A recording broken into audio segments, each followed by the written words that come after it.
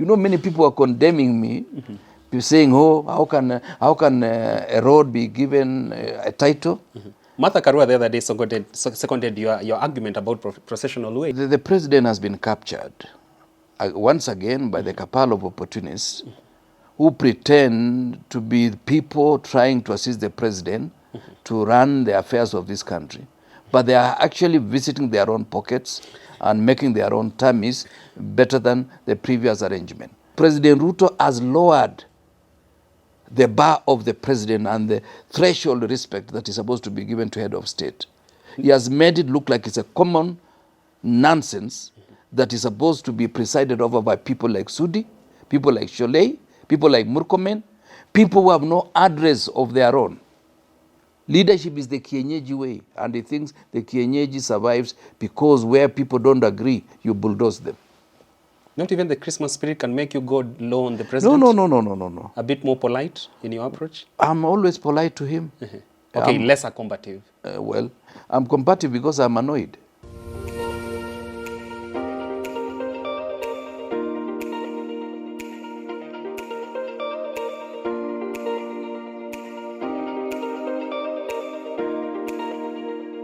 And you just in time for Richard Mwenja exclusive.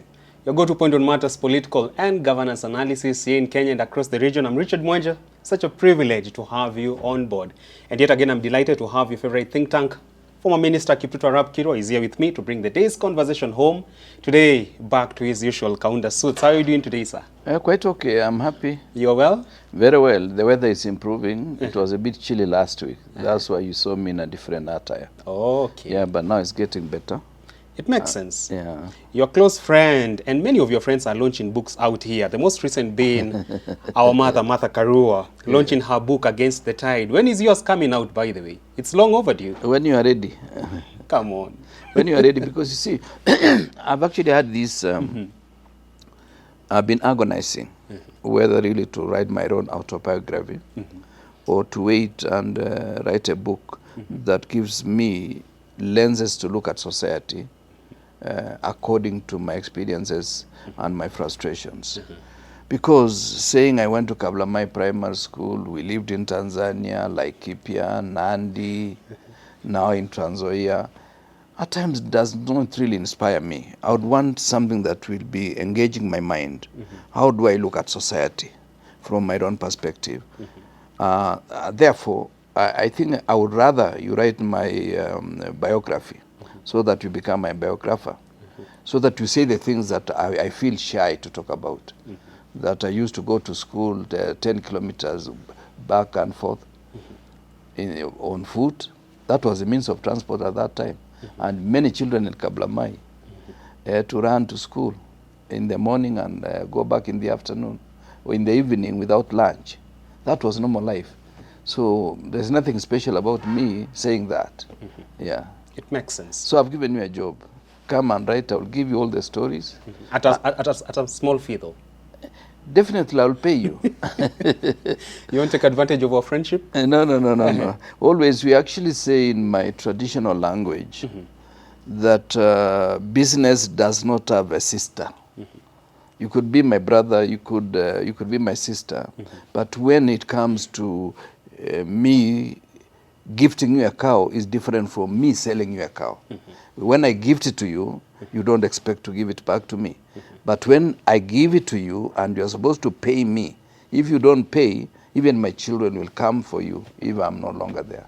For Honorable Martha Karua, she considers that hers has been a journey taken by very few people, a path that very few people want to choose because of the hurdles they are in and also the kind of courage and boldness it needs.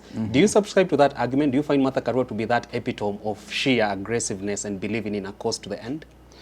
Well, I do appreciate her courage. I do appreciate her wit and also her capacity to be tenacious.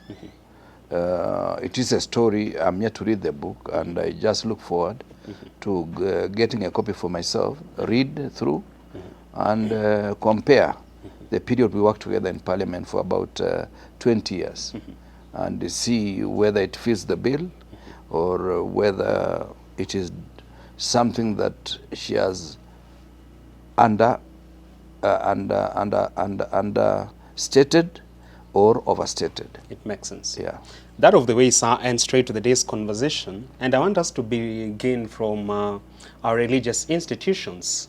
Over the last 1 week, we've seen various sections of our religious space come forth and call out the government for what they believe the government is not doing right. But let's begin with the Kenya Conference of Catholic Bishops. They made a statement and was very loud.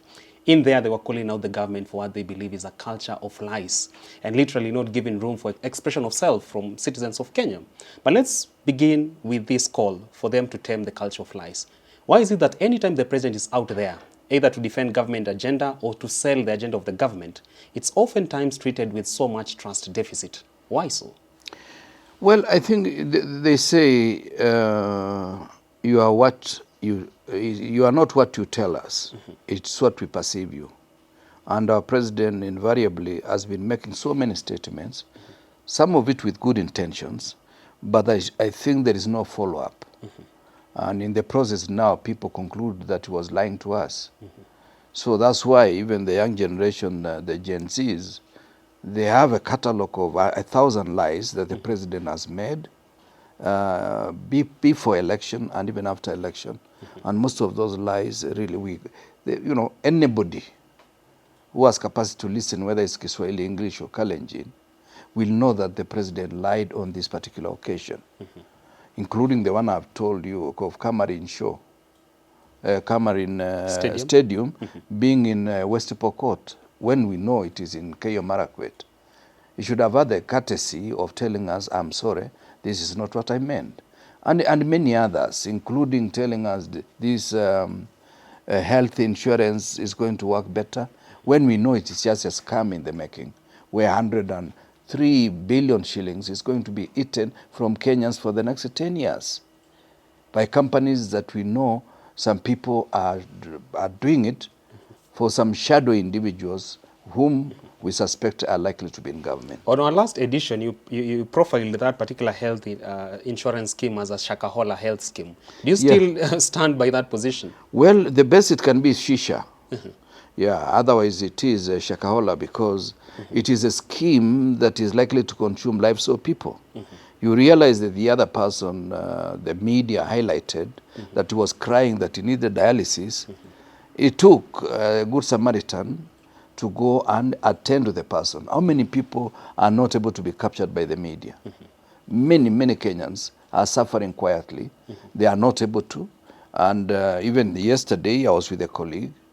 He told me his mother broke her leg while in hospital, and therefore they fixed the leg, and she was not able to access the normal scheme that we used to access through NHIF. So it is something that really we need to be kind to ourselves. And that's why I always insist to the president, be careful, especially when you are dealing with the Catholic Church.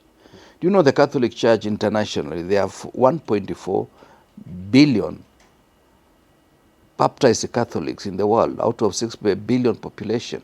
Here in Kenya, there are about 10 million people who are baptized as Catholics. Practically in every sub-location. There could be about 2-3 churches in many parts of this country. And therefore the information they get is ahead of that of NIS. Because NIS does not have a population of 1 million people working throughout the country. But if you talk about the catechist, the father, the bishop and all. The bishop and the network of followers. And because it is something divine, the information they give is not laced with a bit of propaganda, is not laced by malicious intentions. It is the information that comes from the ground. So in a government that pretends that they can face the Catholic Church or any other church for that matter is likely to be doomed. I just want to remind the president that Marcos was removed by the Catholic Church. There's such a matchmaker?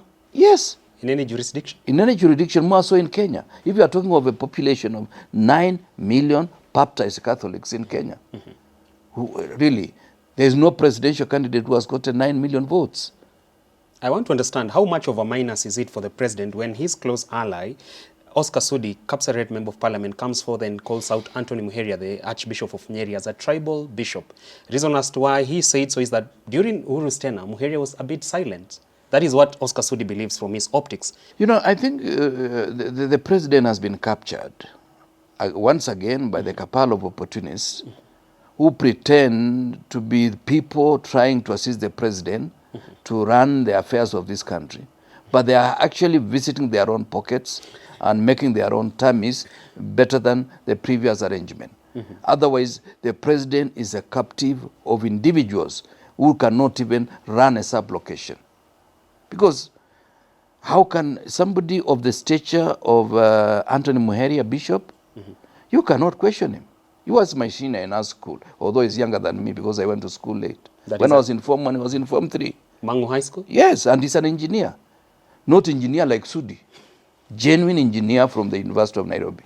With real credentials? Credentials, yeah. So how can you question somebody like that? You realize he was commanding the crowd in Embu. The president was reduced to a corner, drinking water. We're getting to that in a few. Yeah. But then again, so you're what for the president? You're saying that he's surrounded by people who are, in your lenses, cabal of opportunists. Yes. How then can he tempt them? Also thought that he secures his interest because he needs friends. In his a quiet moment. Because you see, as a president, you must have your social moment. You must also have your quiet moment, realizing the shoulders that you carry this country are so tiny that you need divine intervention to assist you, but not making it like a joke.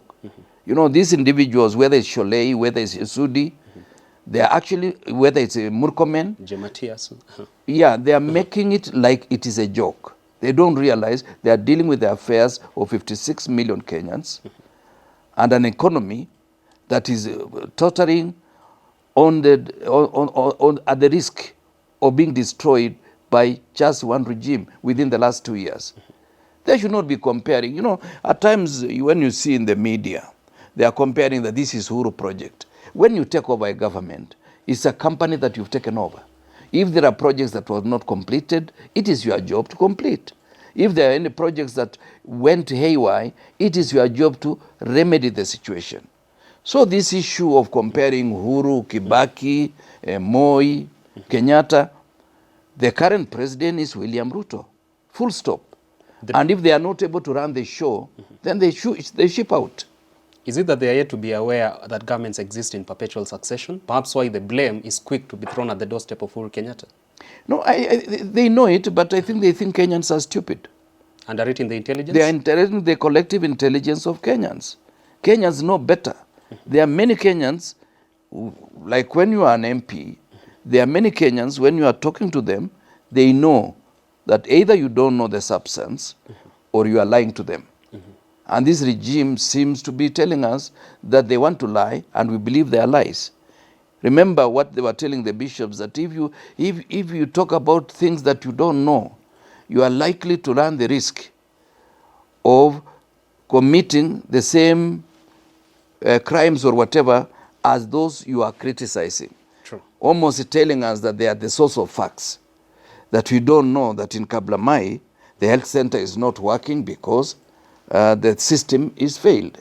Like the model of education, of funding education in other university and higher institutions is failed. The issue of cost of fuel has not come back to where Uhuru left. And yet they are pretending that it has come down. And yet we know that cost of fuel is a project that was designed for people to eat. Skeptics to argument would then say, and we've seen some loud their voice, believing that the church is overstepping its mandate in as far as oversight is concerned. Did you subscribe to that argument? Well, the church is the conscience of the nation. And at a wider platform is the conscience of the world. You cannot talk of a church that has a following of 9 million Kenyans, that they are overstepping their mandate. These Christians who go to church every Sunday, every Saturday, and Muslims who go to mosques every Friday, they are part and parcel of the society that we live in. And why do you accept the church when they pray for you? And when they call you to be accountable to the things that you promised them, you tell them this is no-go zone. Church and society are intertwined. They are not separate Christians from citizens of Kenya. You cannot tell them you are a citizen of Kenya, you are not a Christian, or you are a Christian, therefore not a citizen of Kenya.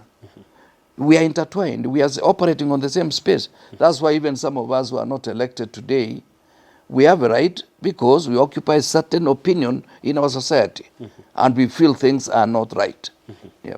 For a long time, the church in Kenya has been accused by some quarters of going to bed with the devil. And they say the rain started beating the church when he started accepting donations from the political church at the pulpits. But a few days ago, we saw Archbishop Philip Anyolo redirect. That was the collective decision by the Kenya Conference of Catholic Bishops to redirect any donations from the political class back to the sender, saying the church doesn't need it. It can exist without money from the political class, and it has walked the talk. Millions have been sent back to the president and other politicians. Would you say that that is the iota of wisdom we expected from the church of today, and it should spill over to other denominations, not just the Catholic fraternity?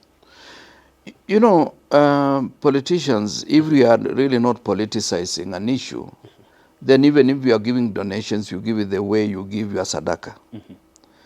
But if you announce that I'm giving 5 million, to complete this particular house, I'm giving 300,000 to do this, you're actually telling us you are playing to the gallery.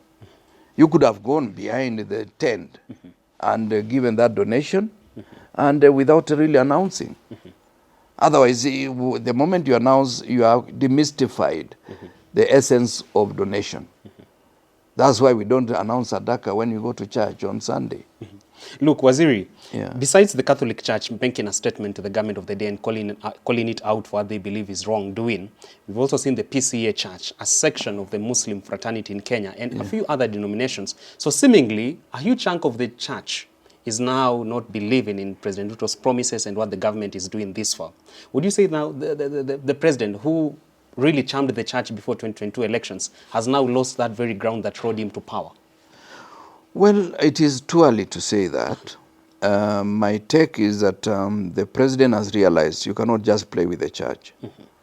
It is not something that you can manipulate. You see what the president has been doing, and he has specialized, is going to some of these denominations that are started by individuals. But when you are dealing with the Catholic, when you are dealing with SEK, which is my denomination, you've seen my bishop has come out very clearly that nobody should doubt our role as a church. We are still the conscience of the nation, and we are saying our Catholic brothers and sisters are right in whatever they have said. Because if it is poverty, we know it.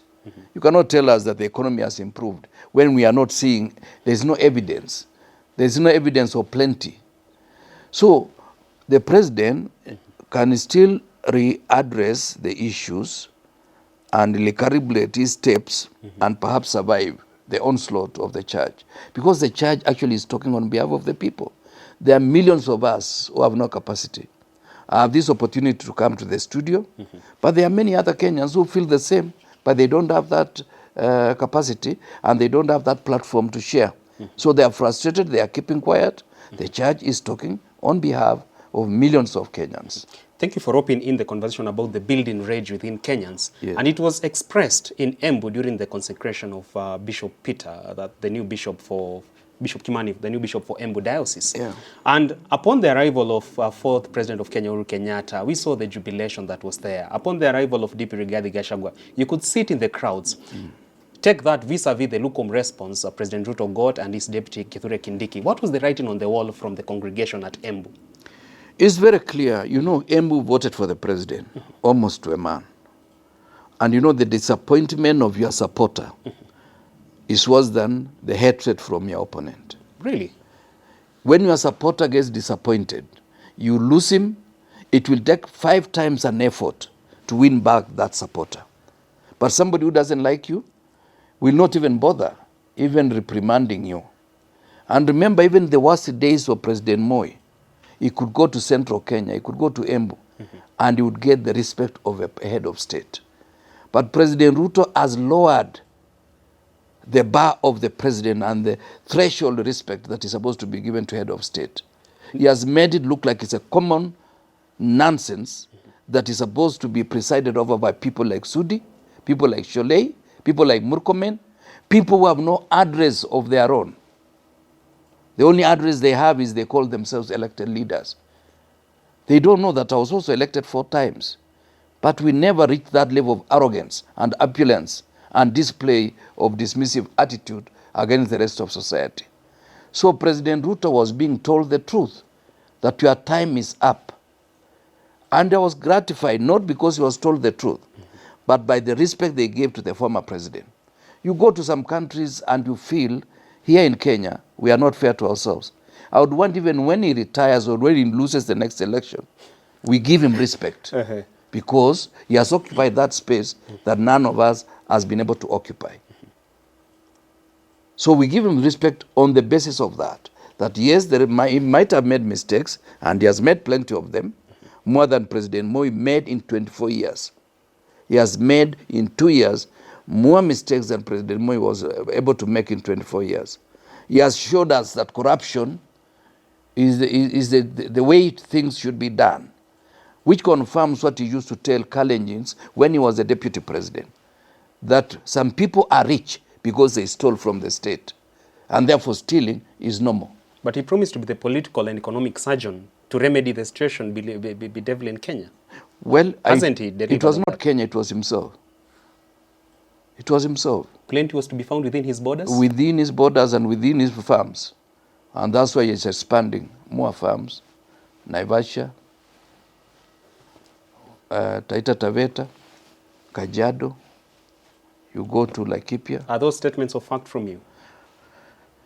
I was Minister for Agriculture, so I know many farms in Kenya, including those ones of ADC in Mutara. Let's go. You've gone on record on this show that he has an appetite for things that don't belong to him, a case of having sticky fingers. He has excessive appetite for things that don't belong to him, and he has sticky fingers for a till that does not have the key. He does not have the key. You want to get us sued on this show? Well, there is evidence. And you can appear in court? I will be glad. Without a sense of fear in you? What fear do I have? Unaogopa tu Gen Z peke yake? Gen Z na Mungu. Let's circle back to what happened in Embu during the consecration of Bishop Kimani. And I want to understand, not even giving the deepest load to a person from Mount Kenya East could save face for the president? You know, Professor Kithure Kindiki is a good man. But the manner in which he got into that position is suspect. And therefore, he might get some kind of beating out of a very innocent individual finding himself in the position that he wished he should have been even 2 years ago. But now he has gotten it the wrong way.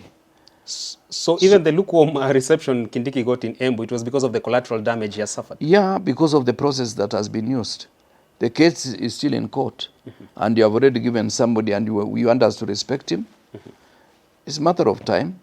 Let him have credentials of his own. But I'm worried, increasingly, he's making statements that he's overreaching himself, including promising us that there will be no abductions. Who was abducting the children the other day? So how has he stopped those abductions? What guarantee that the charge is going to be respected now henceforth? You know, so there are many things that he really needs to spend a bit more time, given the fact that I know he's a professor of law and is a man who believes in peace and security. But those statements are almost betraying him. Yeah. Let's advance that conversation. If you look at the low-key entrance of DP Rigathi Gachagua, and also during the event he kept a low profile, literally not wanting to cause some sense of drama or just to steal the thunder from the president or those dignitaries therein. Would you say that Gachagua was so wise to just play the gentleman kind of personality? Well, I actually liked the way he did it, because I know one thing that he didn't want is to greet Ruto. That was evident. It was evident. So that's why he went to the other 10 and kept away. Flanked by Gathoni wa Mshomba. Yeah, Gathoni wa Mshomba and some other lady, wa Maua. Yeah, wa Maua. Yeah. I said, okay, this guy is now getting wiser. Yeah, I'm happy about that, because you see, there is no need to cause a lot of problems in a situation that we are coming to honor one of our brothers being given that position of a bishop. So does this soft power style of politics work? Because many have attributed that to Uhuru Kenyatta, saying that even in retirement he's playing the soft power kind of politics. Yes. Is this something that Rigathi should borrow leaf from? Yeah, that's why they say in English, silence is golden. At times when you keep quiet, even if you have nothing to say, people think that you are thinking hard. Yeah, so it's better to keep quiet. Yeah, it's better to keep quiet. And that's how many presidents lead.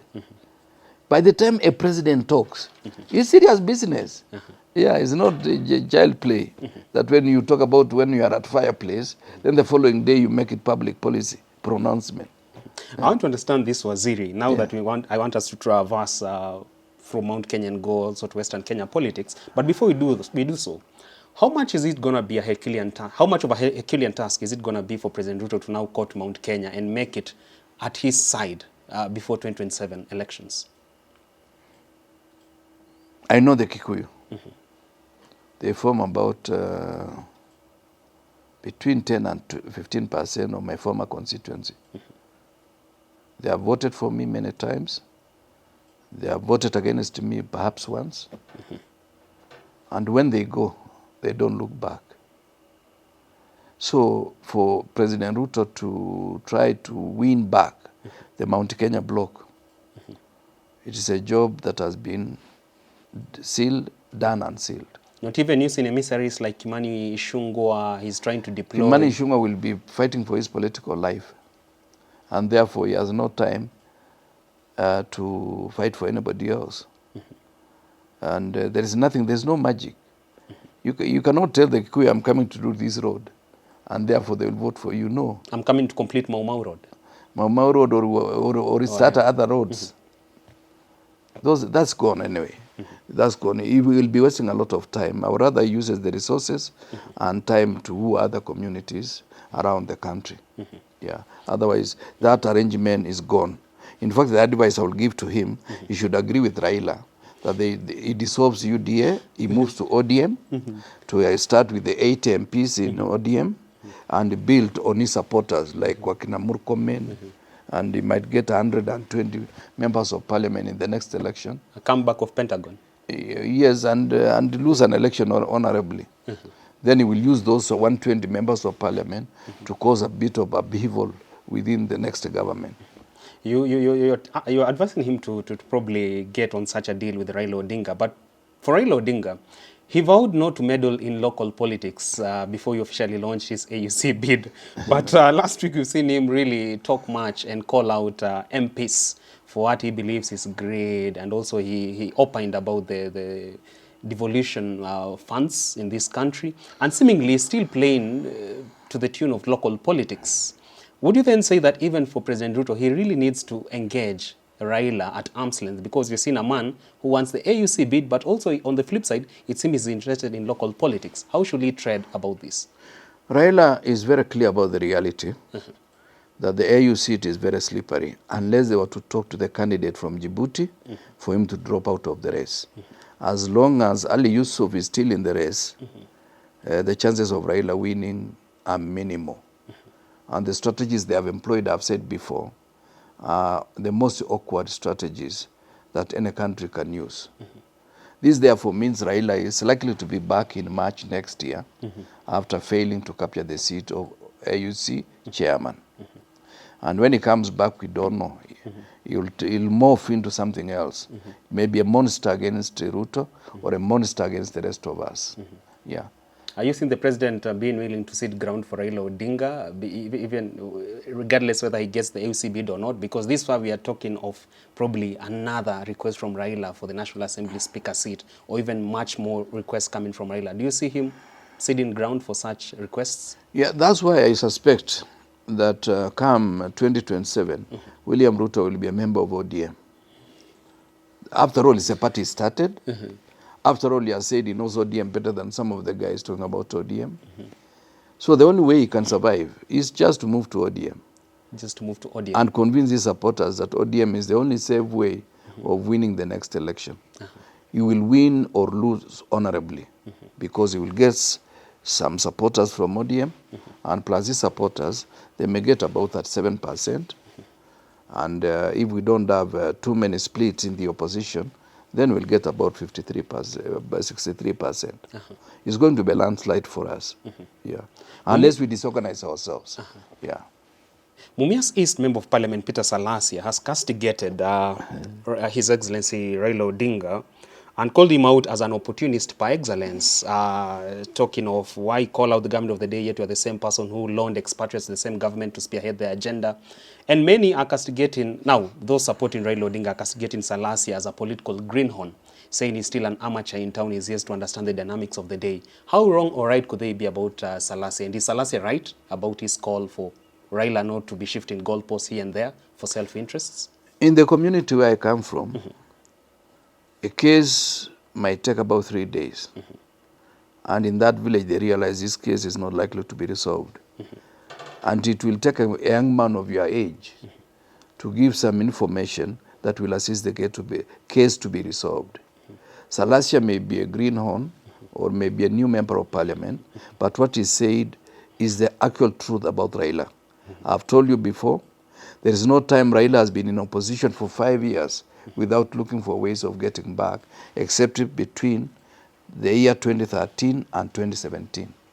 Otherwise, any other election from 92, 97, 2002, all through, he's been looking for a way of getting back to government, and in most cases, at the expense of the rest, but for his own, enhancing his own personal position. Do you think most Kenyans are now familiar with this game, the one that you've now seen? The truth has caught up with him. Yeah, he's been crying that he's the champion of the downtrodden. But now the truth has caught up with him. We usually say no bull can die with a hump still, what do you call the hump, still strong. Raila has come to that defining moment. That yes, all along we thought he was a hero for the second liberation and the struggle for the downtrodden. He has come back to prove to us that it was all about himself. All about himself. Yep. There are Kenyans who believe that when it comes to leadership in Kenya, they'll do it for the greater good of the people and not for themselves. And one such person is former Interior CS Fred Matiang'i, who has not been shy to declare his interest in the presidential bid come 2027. And this far is already assembling campaign machinery, literally outsourcing some of the best campaign brigades by his side. For Fred Matiang'i, do you think he's really punching above his weight, or indeed he can give other contenders a run for their money in 2027? We are dealing with an individual, that's now the current regime, that is a sitting president with the apparatus of state, resources, and stamina. And for us to be realistic, we must have a conversation around those who are not supporting him. Because collectively we can defeat him. But if we get disorganized, he might squeak through by having an arrangement where in the second election, or what we call a runoff, he gets somebody to come and assist him win. For example, I have a feeling we'll get that 7% of the votes. And then the rest is 63 is split between two candidates.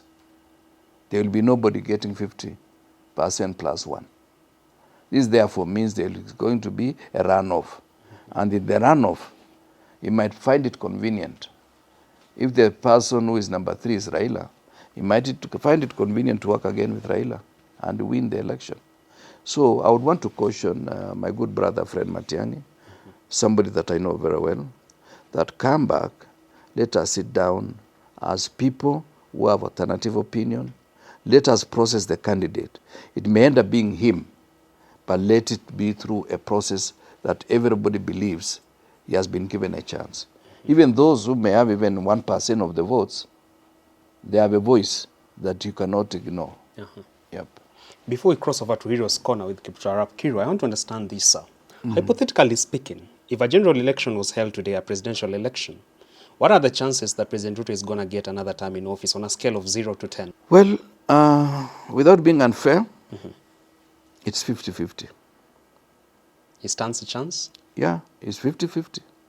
I have to be fair. It depends on how organized we are in the opposition or in the alternative view. 50-50. But I give him 37% of all the votes cast today. Because he's still got a block of about 15%. Then he will pick here and there. I give him 37%. So if you want me to use that scale, call it 4. 4 out of 10. Yeah, 4 out of 10. Still quite fair for him. Yeah, I'm being fair to him because he has got a lot of stamina. And he can still lie to those who have not known that he's lying.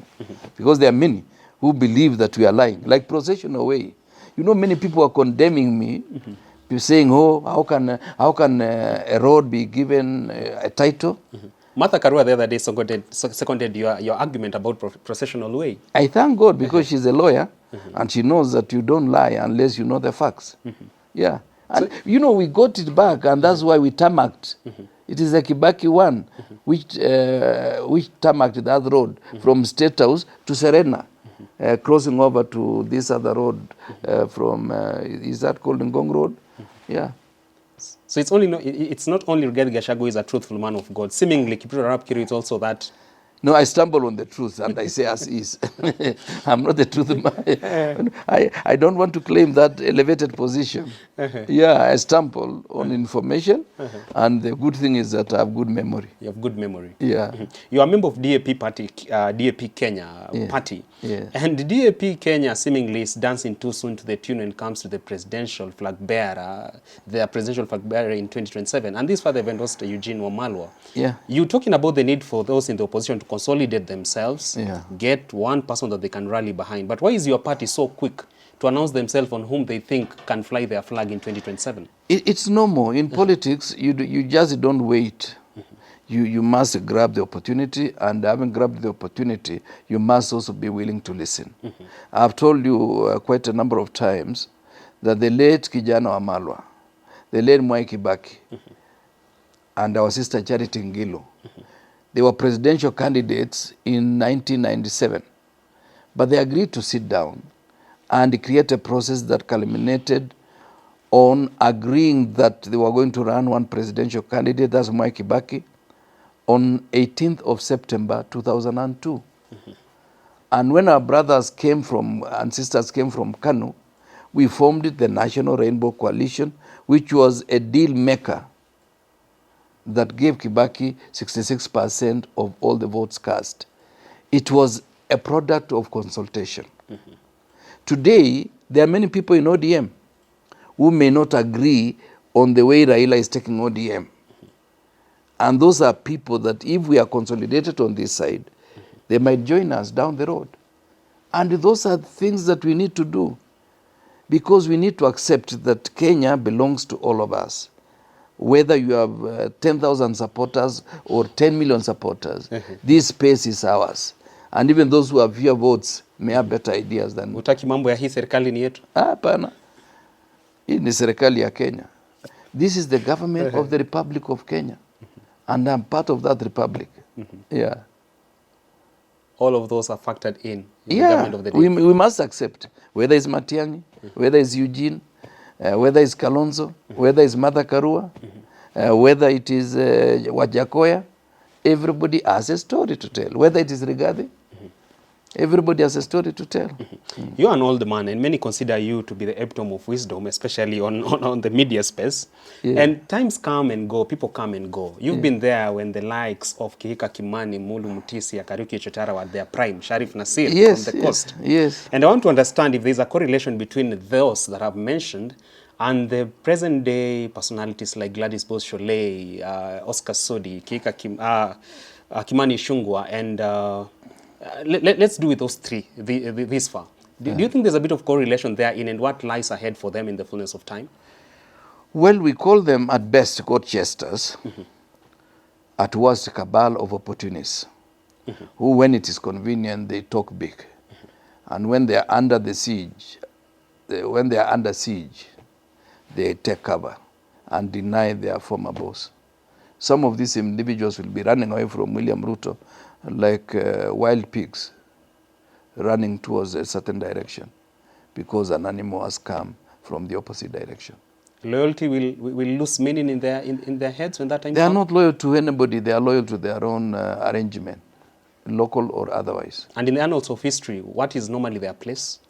Their place is usually purgatory. Yeah, they are destroyed. Just tell me, who is surviving among them? Apart from normal death, their children are struggling to be relevant. They can't stand in the same pages like the likes of Timothy Njoya, Martin Shikuku, when the pages of history are flipped over? Well, it depends who is looking at the page. Yeah. History is written? It's written clear. In the eyes of the writer, right? In the eyes of the writer, and at the same time the reader will read what they prefer. Asante sana Waziri for your insights on our main conversation for the day. How about we now cross over to Heroes Corner with Honorable Kipchumba Arap Kirwa. This is a segment whereby we offer our debt of gratitude to personalities that we believe have offered their most for the better good of not just Kenya, Africa, but also the global citizen. We all are children of the universe. And on this particular segment, we just say asante to them. Who is our Shujaa today on this segment?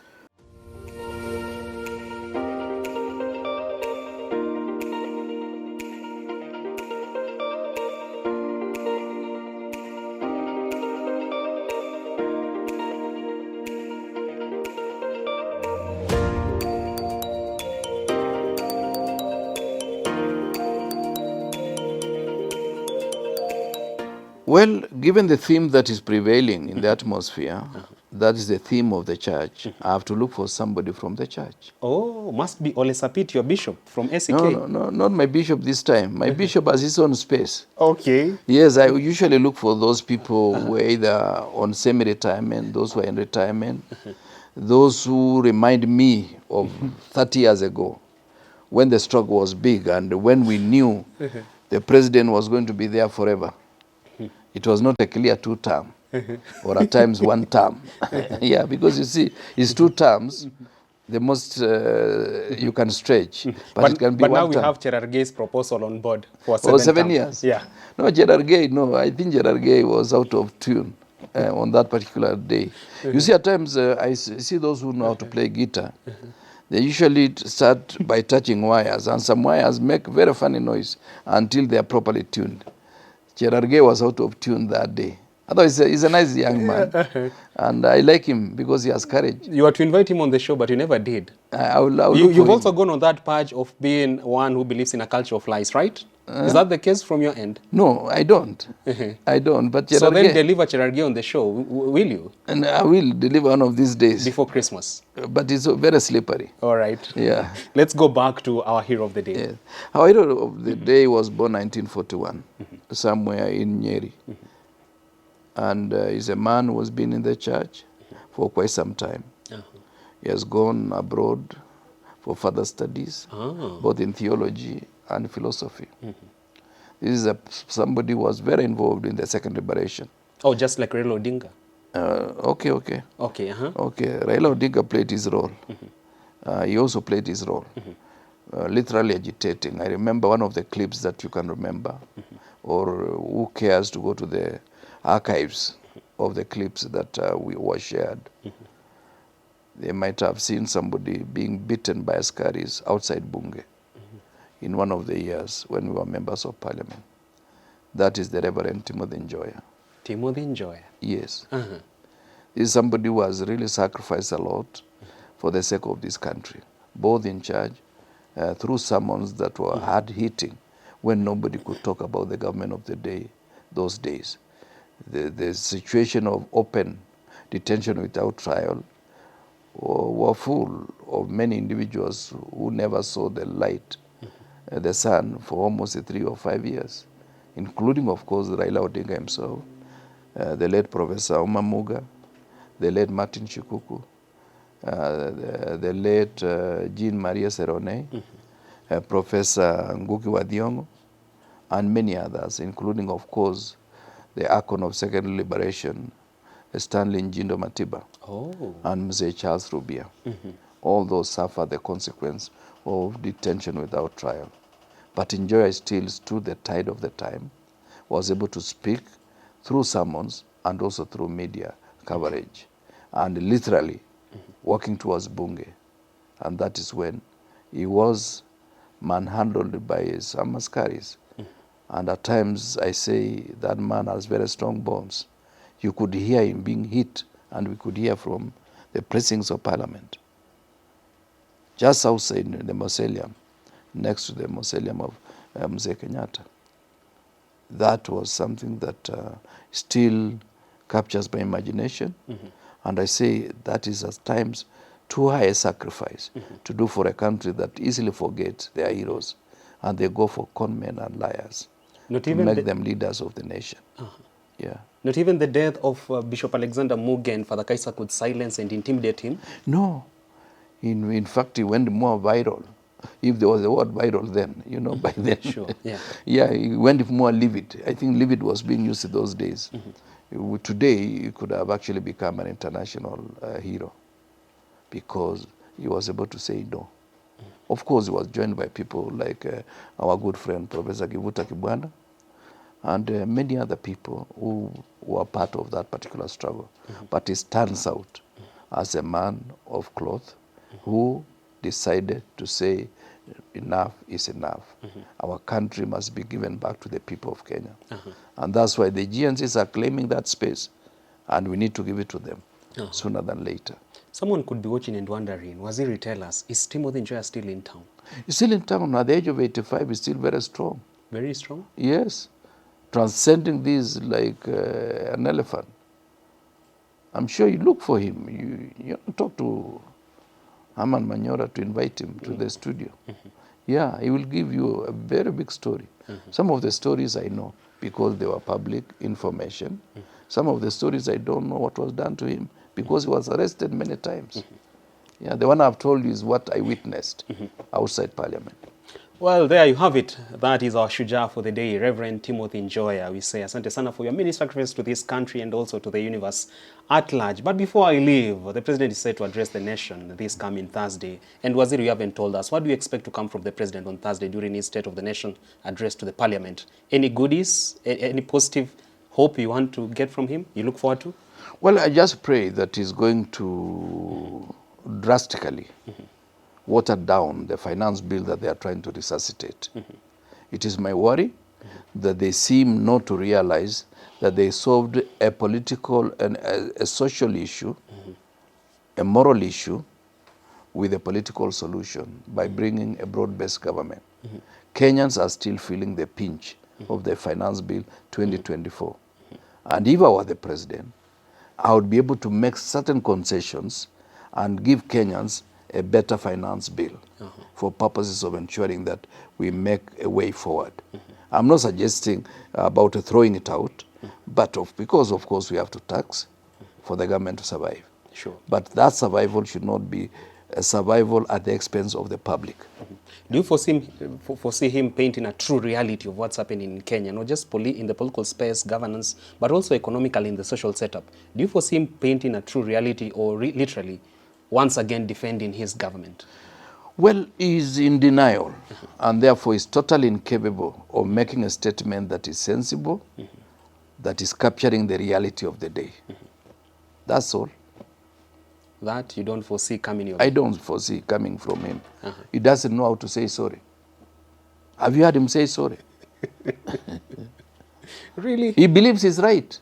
Even things he's not trained in, like issues of governance. Where did he train in governance? Where did he train in leadership? Leadership is the Kienyeji way, and he thinks the Kienyeji survives because where people don't agree, you bulldoze them.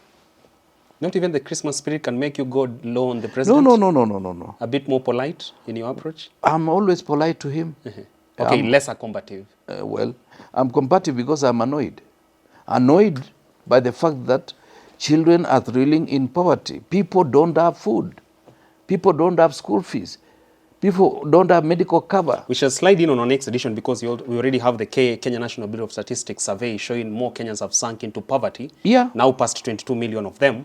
We shall set that for Business Glide. But Waziri, thank you so much for your time and insights. It's my pleasure. Yep. We pray that you continue aging gracefully, lesser critical, So that you fade into retirement as a gentleman? I'm still around for another 30 years. It remains to be seen, but until then, do enjoy the rest of your viewing. I'm Richard Mwenja.